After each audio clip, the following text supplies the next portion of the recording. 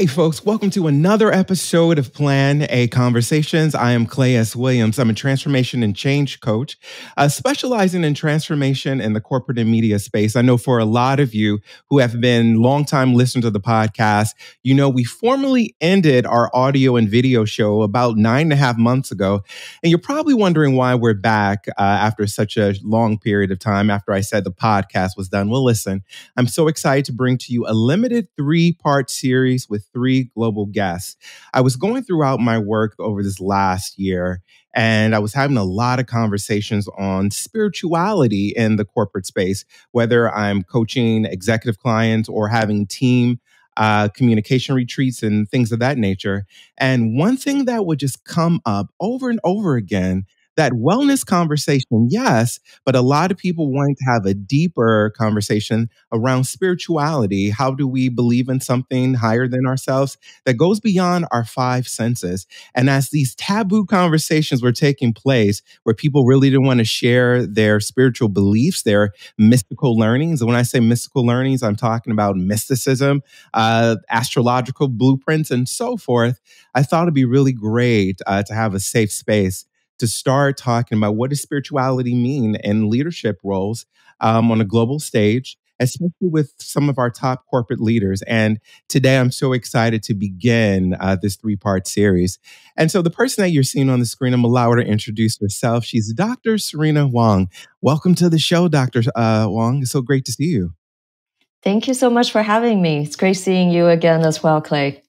Yeah. So I want to get into this conversation, but I would love if you first introduce your work to our guests and tell us about what you do.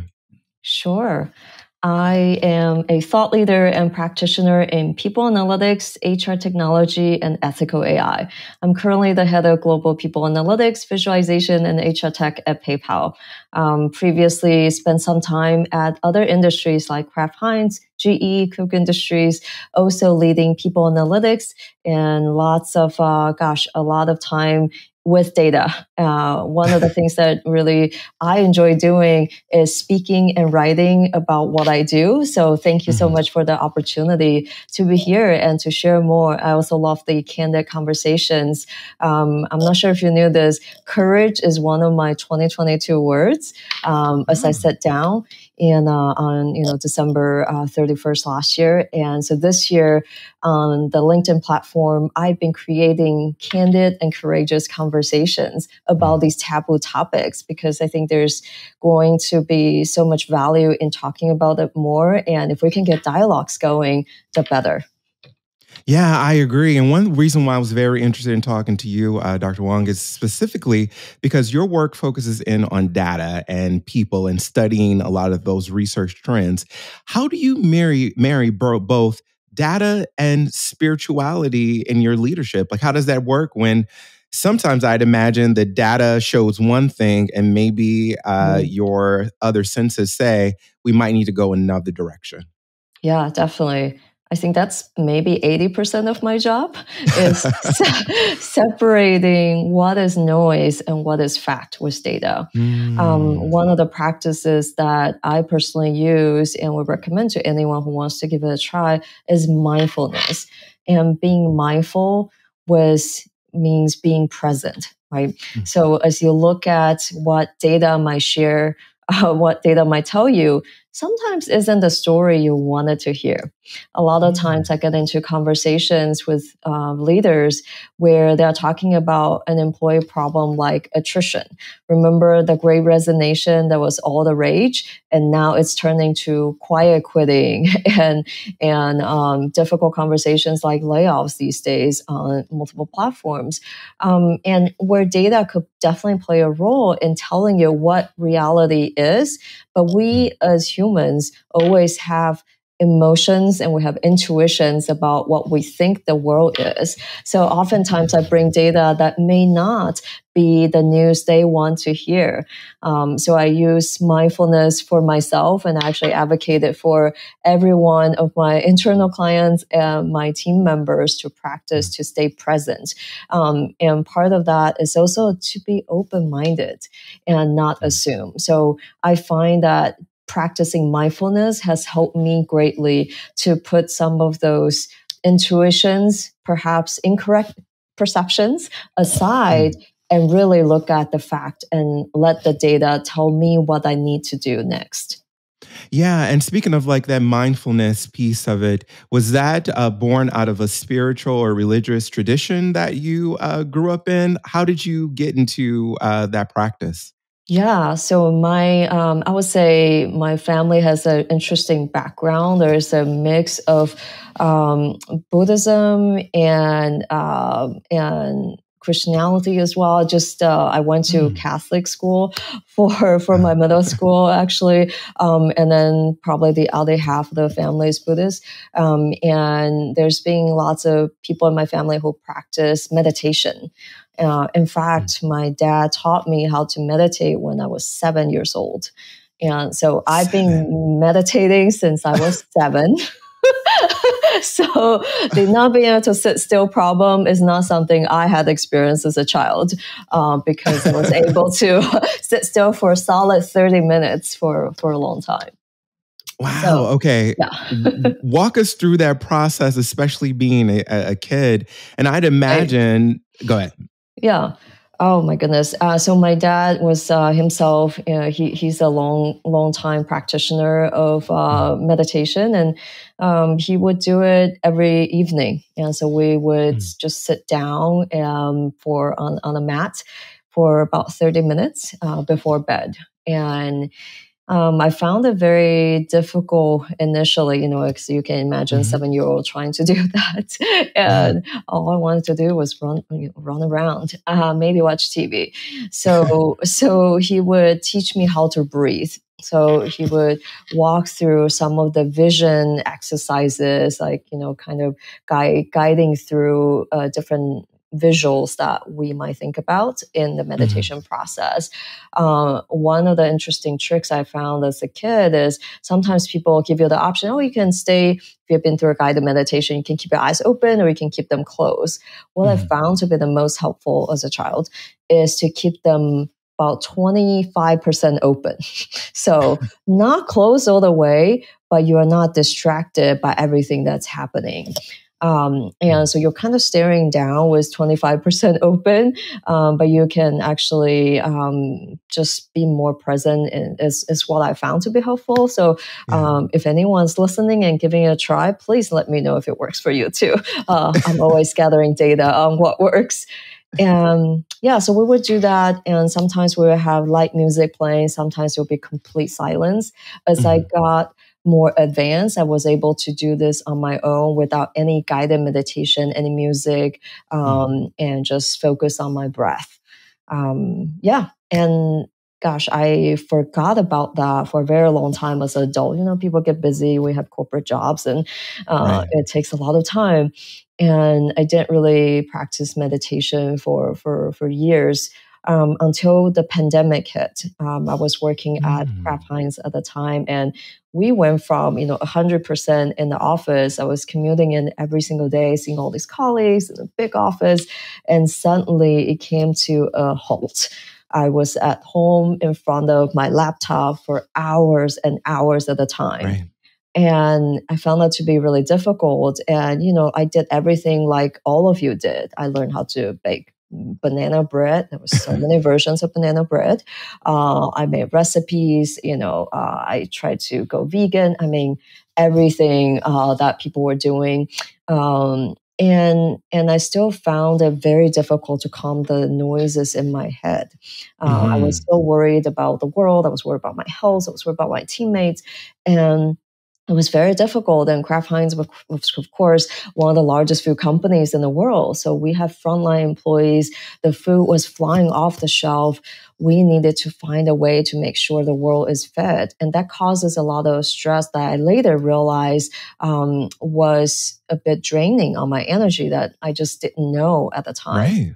And so then I started remembering, wow, as a kid, I used to meditate for years. I would do that. Why don't I give this a try again? So that's when I started back up, is really probably April 2020. Again, on a daily basis, I would sit down and try to quiet my mind about twice a day.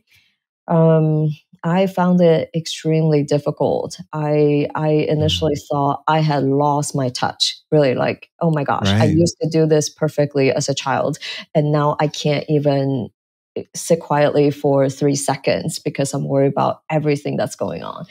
I was eventually able to get better through just giving myself grace as well, and said, "There's Hmm. no good or bad meditation. If you're here, if you're giving it a try, that's progress. That's being mindful. That's you giving your best shot." So after I was able to practice a little bit of self compassion, I was able to move on. So I started back up with guided meditation on some of the apps, so that I could follow along, and I stopped giving myself a hard time for not doing it in complete silence as the gold standard. And then I was able to practice it every day, pretty much since then. And it got me out of very difficult times throughout the pandemic. We had, multiple waves of surge, of course, in COVID. And some of those days were really difficult. On weekends, I would ramp it up to about an hour a Hmm. day on Saturday and Sundays. And eventually I started writing meditation scripts, really just for myself, because I've noticed in the guided meditations there are some words I really like. Right. So one of my favorite is, "You are here. It's already Mhm. working. There's nothing else you need to do. There's nowhere else you need to be." And I just tell myself that. So I recorded something for myself, and play my favorite music, and eventually started incorporating in my work. As strange as that sounds, I mean, imagine, Fortune Fortune 200 companies, and you're kicking off a meeting with a meditation. But that Right. was me. So I would sometimes sense the stress on the team. You could just feel it, even though it's Zoom or Teams. Hmm. And I'll say, "Hi, everyone, give me the next 60 seconds or 90 seconds, and we're going to just breathe." And so I will do the meditation and guide everyone through for a couple minutes. And in my experience, everyone feels a little bit calmer and more centered, really immediately after. So I hope to continue to do that, and maybe share a little bit wider beyond my team at some point. Yeah, I love that for so many different reasons. Academically, I'm a trained theologian. And so we support, or I've supported in my own interesting way, providing a lot of corporate spaces with spiritual accessible principles. And I've been Mm, doing it for well over a decade. And you're right, this is something that's very taboo in a lot of these spaces. Sometimes it comes in and I disguise the conversation as a wellness talk. But what right, we're really doing is helping people understand that there's a practice that they can adopt, and that practice can support them in having a better life once we allow it to just continue to go, on and on. For you, I thought this was really interesting that it was something that you reverted back to when you were a childhood. And a big part of my work is helping people comb through their past to locate patterns and pathologies of things that worked for them when they were a child and things that did not, that prevents them from holistically being, the person that they want to be. And that also is a reason why they are the person who they want to be. In your work in particular, one thing that really struck me is understanding the courageous aspects of bringing this into your work, but unapologetically. What do you say to other leaders out there who have a very hard time bringing in a lot of these spiritual and, let's just be honest, like spiritual practices right, into a corporate setting when you have the data to show it's really helping your team and right. people out? I would say start small Mm, and experiment. I think I'm a big problem solver. I like to solve problems. mm, And one of the problems I was solving with that was stress, and potential loss in productivity due to stress. right. And one of the ways I find personally helpful to de-stress is through meditation. So I sort of approach it as without labels.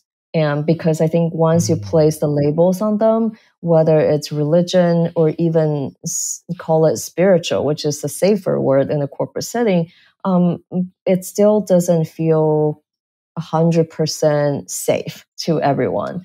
So Right. perhaps just remove the labels and call it what it is. Whether that's a meditation session, without those additional labels on where the origin is, and just focus on the problem that you're trying to solve. So it could be also increase a sense of connection. It could be finding commonality that we don't have. It could be getting to know a person on a deeper level. I think those are all very valid reasons to connect in the workplace. And I definitely wish that we could, do that more, because there's a pandemic of disconnect that no one is really talking about. Right. With hybrid, it's almost more difficult because now you have to coordinate which days to be in the office together to meet with each other, right? And I would say the other piece is the reason I started doing that. Obviously, initially through necessity, but also I made a promise to myself that in being courageous, I want to be authentic and I want to be true to Mm. myself. And that's part of who I am. I haven't run into another human who's been meditating since they were 7 years old. I don't know about you. Haven't And either. right. So I realized that is a really unique part of me, that if it's benefiting the world beyond me, then I want to Mm. share it. And I want to share it in a way that it will be well received. And that's why I say start small in your experiments. Maybe Mm. try it with 3 people, 5 people, someone that you definitely trust at work to talk about it and see where that gets you. I have definitely learned along the way on what works and what doesn't work, and what words resonate, what words don't resonate, Mm. and where people have questions. And then just be kind to yourself, because not everyone has to like you, right? Not everyone will like you. Not Right. everyone will be open to all of your ideas. But if some people are, then you are helping. And Mm. that's all I ask for. If I'm able to help some people, it doesn't have to be everyone. If I'm able to help some people, love that as well. Dr. Wang, one thing I was really curious about is specifically like your childhood. As you said, I've never heard anyone in my adult life, my 40 years of living, who started meditating when they were 7 years old. I'm curious to know, and I imagine the listeners and the viewers are as well. Did you see any differences between your childhood using this meditation technique Mm, of Buddhism versus other peers around the same age? it's a great question. I definitely noticed I was probably more calm in Hmm. general and less likely to be upset by either big change that's happening. Um, Yeah, so I think that's something perhaps the meditation was helping, and I just didn't know. A lot of people would describe that I was a very calm child, and I don't think I connected the dots until you just said that. So thank you. Yeah, no, like I said, I study patterns and pathologies that support us Yes. until today, and I just imagine that that probably was very beneficial and set the foundation for who you are as an Yeah. adult. From your childhood. One thing you touched on was the pandemic. It created a whole host of learning curves, of Yes. understandings, of new patterns, of change all around. One thing that I don't think we've given enough time to, no matter who has been thought leaders around this subject, is just the totality of deaths of Mm, people who have transitioned in all of our yes. lives. Yeah. How have you supported yourself, your team, your family members with maybe taking a breath to process real lives have been lost in a mass amount of time? Mm, And it was this kind of thing where no concrete facts could shift your emotional landscape of how you felt. It really yeah. was some type of spiritual phenomenon that we all just really could not understand. Yeah. Yeah, no, and we actually even though don't hear about it as much in the news anymore, still lose a lot of lives to COVID today in many countries. So it continues, and it was definitely taking a toll in 2020 on many people. Just seeing the news every single day, I'm sure you'll remember the counts that was going up every day, Right. and and then at some point it impacted a lot of people's families who might have a grandparent in a nursing home or vulnerable, and it just wasn't really talked about in the workplace. It was sort of similar to mental health, even similar to burnout. It's not always okay to talk about. Similar to religion, spirituality, and even though it was impacting people. I think grief is something that needs more attention and needs more compassion in the workplace. Yes, I know every company offers leave policy for their employees to take time off. But guess what? When you come back from the funeral, your grief doesn't stop. It That's right. comes back. And sometimes you think work can be a distraction. And you come back to work and everything is great. You thought you had gotten over whatever it was. Then it hits you suddenly out of nowhere. Or perhaps because of the news reminded you of the people you lost in your life. So I think these are real conversations that we are not having at work. And it's so difficult because no one wants to touch the subject, right? No one Right. wants to proactively say it. But I also think that's where compassion and empathy come in. That's so important. And there's a difference between giving people space and privacy, and actually checking up on them to see what they need. I think you can definitely do both instead of not talk about it. I don't see not talking about it as really an option, because that unprocessed emotions will just come back to haunt you, and Yeah. probably not at the most convenient time, usually when it's so suppressed. I actually lost a family friend earlier this year to suicide. And it I'm so was sorry. thank you. It was something I did not know how to process. And because I didn't know how to process, I didn't take any time off. I threw myself back to work right away. Then I later realized I was just trying to distract myself. I was trying to distract my mind from the difficult emotions. And that's also when I realized meditation was becoming difficult again. And I thought, oh, something might be happening. And then I later realized all the things I didn't process. So I started journaling more as well after that, and just write down the things maybe I'm not able to quite process and say out loud. And there was a sense of regret that I realized I had to process, and it took many months to do. It was sort of like I felt like I could have been there, should have been there, and not that I, could have definitely done something different that would make a difference. But I was really blaming myself for not doing that. And because of COVID, I wasn't able to see this individual for a very long time, and because she's in another country. So it went on for months, and where I was busy working, and then one day it really hit me that I had all this unprocessed grief and regret that I need to deal with. So I share that personal example because I know so many people have had something similar happen. Yes. Um, in fact, that was one of the posts on my LinkedIn that, gosh, I think it ended up getting 25,000 views within a couple days. And I had posted it and instantly regretted it. I thought, uh oh, I shared too much. And I just said, I lost a friend. I'm not really okay. Please check on other people. And I got so many people who reached out to me over text, on LinkedIn, Yeah.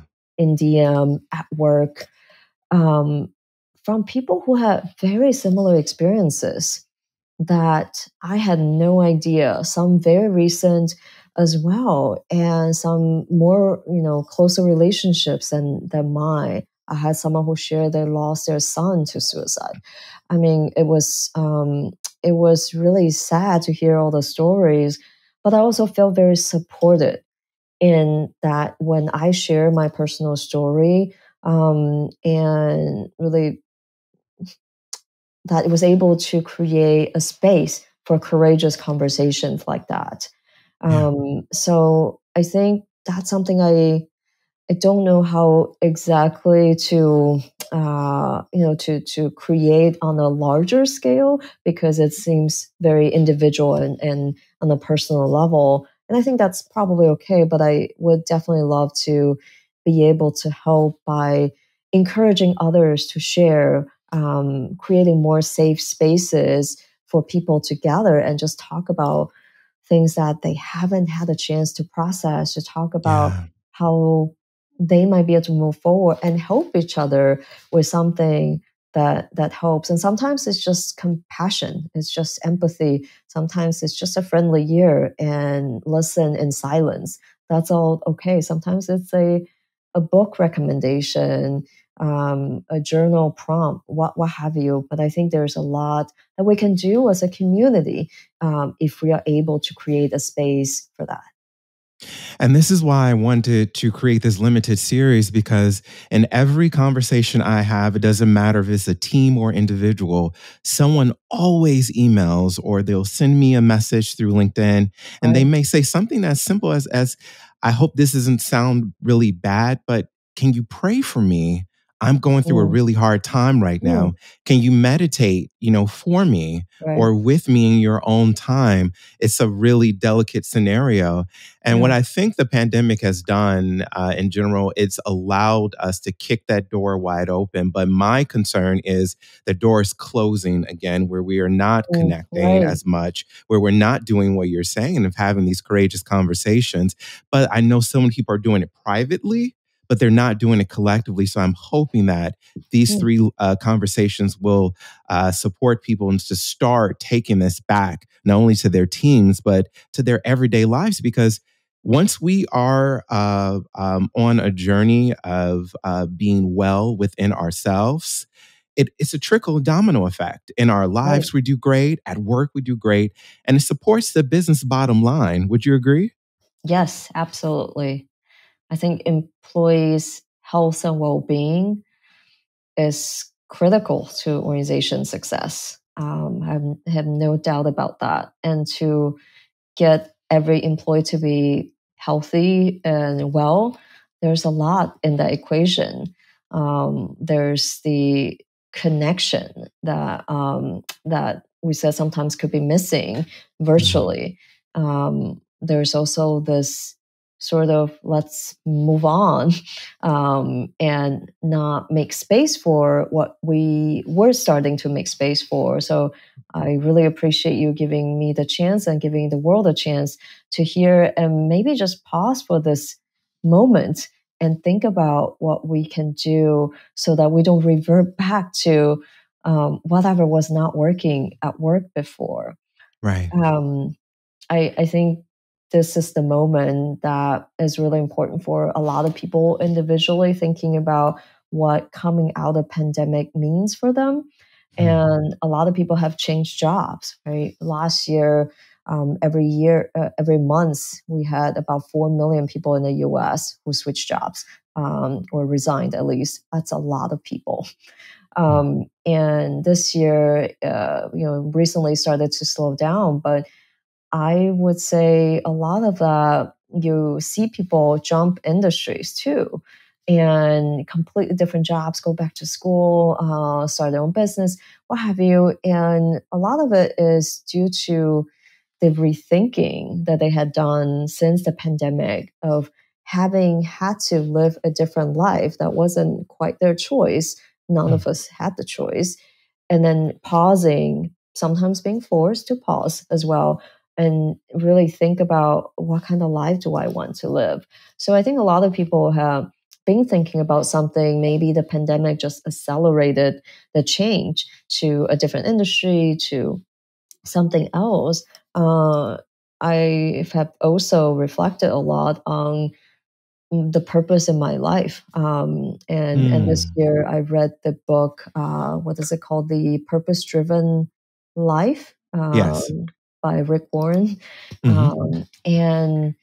And again, spirituality, religion aside, the content was super helpful, was very thought provoking. And every day you get a little prompt to think about why you're living, what kind of life you want to live. And now is the time. Now is the time to think about that before December 31st. Yeah. And this is something I would say just for me, and I'll share it with everyone. I want to create a different kind of New Year resolution. I want to create something different for next year. I don't want it to be another checklist, and it's got to be tied to my purpose, tied to my values, to help, to help me with those bigger picture items and not just a list to check off. Yeah. What I appreciate about this conversation, and we're gonna close for sake of time, is it's an invitation to authentically be yourself and to not shy away from those words such as spirituality, faith, wellness, all those things that matter to our well-being, and the fact that you bring your full self, to your work, and like you say, you might have started smaller, but you're seeing that it's creating a really great impact and a ripple effect. And I really hope people take that into an account. And Dr. Huang, you have an incredible series and newsletter that you are a part of. Can you share that with everyone who's listening and viewing? Yes, definitely. So my newsletter on LinkedIn is From Data to Action. And I love to stay connected. So you're welcome to follow me on LinkedIn. I also just launched a brand new course on the platform. It's called The Data Science of Using People Analytics. So if you want to future-proof your organization, the course has been selected to be part of this new learning path. And it's actually free until end of November. So definitely check it out. And I would love to continue the dialogue with anyone on the platform. So just follow me, DM me, and we can talk about what might be next for collaboration. Yeah. Thank you so much, everyone, for taking time to listen to this podcast. I'll have all of Dr. Wang's information at the base of this podcast and in the show notes. Listen, we're just getting started to talk to different global leaders around their spiritual beliefs, their faith, their mindfulness, and their wellness that is informing how they lead and how we want the corporate landscape to look better, not just right now, but also in the future. Again, I'm Clay S. Williams. You can learn more about me by visiting clayswilliams.com. And I'm on all of your favorite social media by the handle of at Plan A with Clay. That's at Plan A with Clay. Remember, folks, that Clay is with a K. Thanks for listening. Look forward to seeing you in the very next episode of Plan A Conversation, the Spirituality of Business Limited Edition. Peace, folks.